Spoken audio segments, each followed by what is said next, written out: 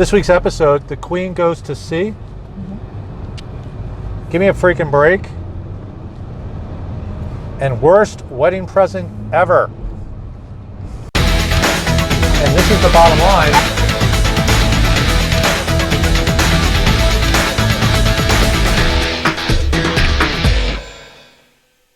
Hey everybody, I'm Doug. And I'm Christy. And this is the bottom line. Welcome. Welcome back. What we have here is a gray Porsche. Hey. Whoa. What? Porsche, we're not doing a car show, Doug. Boat show. Boat show. Okay, boat show. What do we got for boats? Our sponsors. Marine Data Solutions and Salty Rag Screw Apparel. Marine Data Solutions, I've got 99 problems on board. And the internet's not one of them. And Salty Rag Screw Apparel, what do they do for us? They keep us looking fly, of course. They keep her looking fly. Up and down the coast. I'm too old to be fly. So listen, before we get into industry news, so we were trying to tape at Florida Marine Center, but they're doing so much work over there to get the boats ready for the boat show. It was too noisy, so we got in the car, we kind of gave up. And I'm like, well, let's just film in a car. Wow. So here we are in beautiful A1A in Fort Lauderdale. We're right there's the ocean and there's the elbow room. So what do we got? Give me some industry news. Yeah, industry news. Actually, first, before speaking of Salty Rags, we are getting some messages from Dave from Salty Rags about some crew opportunities that they have. Yeah, Dave is putting together a whole bunch of seminars for new crew to get them acclimated into the yachting industry. And did I hear one of them is going to be yoga? Yoga, flower arrangements, everything a stew could ever dream Well, of. I'm not going to do yoga. But anyway, we're going to keep you posted on those dates. Yes. It's like right after the boat show? It's right around the boat show, yeah. Okay, all right, we'll keep you posted. Next. Ocean Co. setting some records. What did they do? With the yacht, 384 foot, launched, setting some records. Largest Ocean Co. yacht, 300 and how much? 84. And it's also the largest yacht that was ever built in the Nether region. Netherlands, but yes. Netherlands. You might be right on that. For the Dutch building. Yeah, anyway, congratulations, Ocean Co. That's a big-ass boat. That's awesome. Yeah, that's a big-ass boat for the Netherlands, too. There you go. Okay, go ahead. I think Fedship's about ready to break that record. Go ahead. Ooh, we'll see. More to Next. come. The Crown. Why do Crown. guys wear these little tiny bikinis bottoms? They want to get a tan. Oh my good lord. I'm not even going to show you guys Keep that. your eye on the road. All right, go ahead. You obviously. Go ahead. The Crown. It gets a special appearance from a yacht. Oh, I love the Crown. Do you like the Crown? I don't, but I'm glad you do.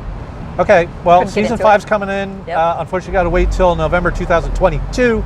But wait. season 5 is coming in, and there's going to be, what yacht is it?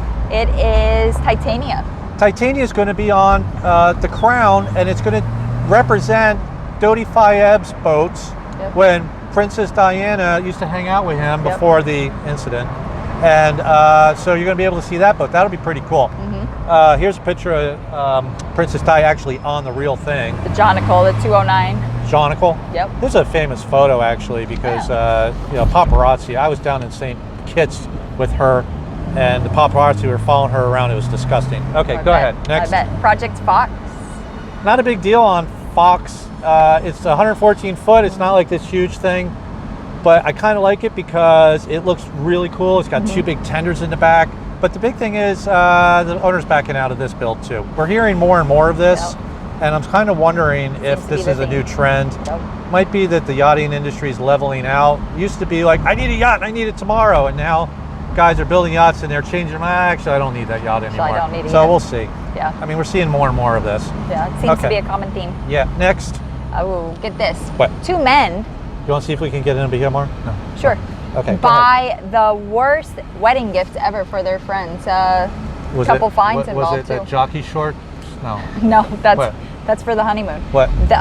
They set off some flares, signaling distress in the yachting industry, and they weren't in distress, so they got some fines. So they went to a wedding. Yep. And said, "Oh, it would be cool to set off some flares to recognize the happy couple." Yeah. In the meantime, behind the scenes, what's going on? Coast Guard's looking for people in distress. Local authorities out in Rhode Island. Oh my good lord! So how did they find them? Well, these 2 gentlemen posted a video of themselves shooting flares off on social media, so they were easily found. There we go. Easy to find for the fines, $5,000 each, instead of the $100,000 that they spent searching for. They got fined $10,000 for shooting off flares, and they got, I mean, give me a break. You shouldn't be in yachting if you're not this no. smart. Here's your sign. Here's your sign. You know don't another belong. sign? If you say the heads and beds are excessive, this is your sign you shouldn't be in yachting. Yachting. Well, Here's we have your a lot sign. of smart people out there. Anyway, next. Bad. Bad. Two of my least favorite things in the world, squaring off in South Carolina. Alligators and a shark. I hate sharks. So do I. I freaking despise sharks. And So do I. You know what they say? Oh, you have a better chance of getting stung. Tell you what, do the math if you spend 90% of your life on the water and not in Kansas, because There you people go. in Kansas aren't going to get bit by a shark. Okay, so anyway, Check take out a look at this video. Ugh. There's an alligator and a Chilling. shark, and this is just not good. And they're just, both of them don't seem to give a shit. No. Oops. Like honey badger. All right, by the way, do you know sharks can go in fresh water? See, I don't need to know that. Yeah. I don't need to know that at all. Yep, No. yeah. Bull sharks swim in fresh water. I got one in my pool. Okay, An next. inflatable. Yep. This year in yachting history, 61 years ago, Nitwits was launched. Do you smell that? Is that marijuana? It's not. It's diesel. That's not diesel. God almighty. We are Okay, at the so beach. Nitwits was launched 61 years ago. 61 years ago. Okay, so a guy named Willis Slane built this boat in 4 months, launched it. It was the largest fiberglass boat ever built at the time. It was over 30 feet anyway. And Nitwits was named because the wife said, "You don't know anything about building boats. What the hell? You and your partners are a bunch of nitwits." That's not quite it, but that Turned works. into Hatteras. Okay, that was Hatteras Yachts. 10 years later, they dominated the market. They actually, that's my phone. Dave with more information on Salty Rags. They dominated the market. They were bought out by Rockwell. They were bought out by AMF, the bowling ball people, and the most recent, and the Terminator or the Liquidator, Erwin Jacobs, and then most recently, Bass Pro Shops. Bass Pro, of course. That's weird. Of All right, course. anyway, They do it all. Congratulations to Hatteras. That was the first Hatteras ever built. I'm going to do a whole video on Hatteras history because it's really cool how they slaughtered it. everybody at the Bertram Hatteras shootout, on and on and on. Okay, next, Crew Corner. Crew Corner. So a lot of questions asked from crew. What can they do if they aren't getting paid? Well, usually my first question is, if you're not getting paid, what did you do wrong? Yep, And you why really not? should find out if there is something wrong. Just Yeah. don't assume that the guy is, being a cheapskate. Yeah. But let's just assume that you did everything right and you didn't get paid. Yeah. So in social media, the first thing everybody says is, "Oh, put a lien on the boat. Put a lien on the boat. Put a lien on." That's wrong. That's extreme. There's a process. First thing you got to figure out is who's paying you. Is it the owner? Is it the captain's company? Or is it the management team? Okay. Now, the second thing you need to figure out is, how are you getting paid? Are you getting paid through your company, or are you getting paid privately as just a crew member? And by the way, if you're not a captain and you're going through your company, you're losing a lot of rights as a crew member. But anyway, so let's just assume that you are a private citizen and you didn't get paid. First thing you need to do is write a letter requesting pay, outlining what they owe you.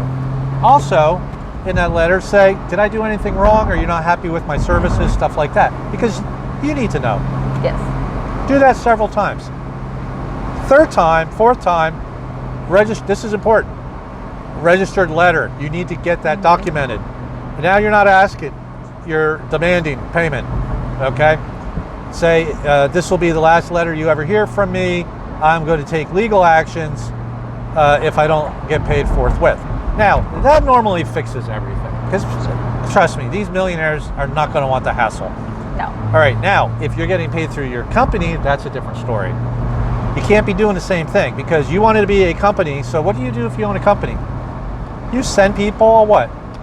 Invoice. Invoice. We all get invoices, 30 days late, 60 days late, 90 days late. You just have to keep Invoice. sending invoices There you with go. the thing that says, I'm going to tack on interest rate for every time that this isn't paid.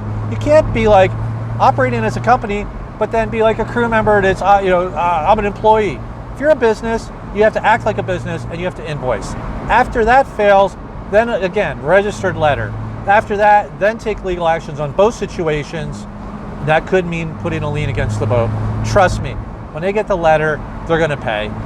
You put a lien against the boat, you might not see the money for 10 years, all right? And if you're talking a couple of $1,000s, it could get negotiated down anyway. The letter registered is the best and documented way to start getting paid. Now, back to who's paying you. If the captain's paying you through his company, He's the guy that owes you the money, not the boat owner. All right? Now, if the boat owner's paying you, you send the letters and stuff to the boat owner or his management team. You keep everybody in the loop. You send letters to everybody.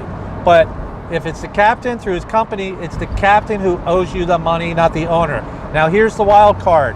If you're on a bareboat charter, who owes you the money? The charter guests do. Because he's got a contract saying that he is will. paying you. So the owner is not held liable. They've got a written contract stating that it's the charter guest that is hiring you, and you have to go over to him. Now, I don't recommend that because we all know where the money really comes from.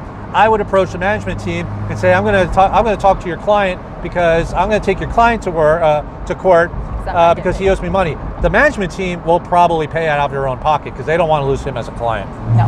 Anyway, that's the way it works. It's sticky stuff. Don't jump all the way to the extreme. No. Please be diplomatic about it. Yes. And no matter what, usually we're not talking about a lot of money here, but no matter what, you've got to find out what you did wrong. Just don't be like, screw you, he's a cheapskate. Find out what you did wrong, so down the road you can make steps to correct that. And maybe if you didn't do anything wrong, you just strike that guy off your list as somebody you do business with. It's that simple. Yep. So, this isn't a Lamborghini and I don't have a big wrap on it saying the bottom line, but here we are. Here we are. I'm Doug. And I'm Christy. And that's the bottom line. From Fort Lauderdale. Later, Gators. Well, what do we got here? Ambulance. You know what you do in the ambulance? You fall behind us. Clears the way. Clear traffic.